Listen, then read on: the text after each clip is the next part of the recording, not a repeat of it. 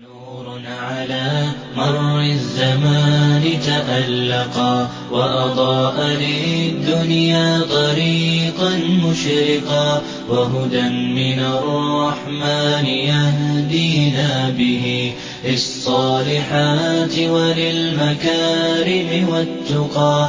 نور على مر الزمان تألقا وأضاء للدنيا طريقا مشرقا وهدى من الرحمن يهدينا به للصالحات وللمكارم والتقى. هذا كتاب الله أعذب منهل أنعم به من مورد لمن استقى. قد صانه رب العباد بحفظه وحماه حتى لا يضيع ويخلقا.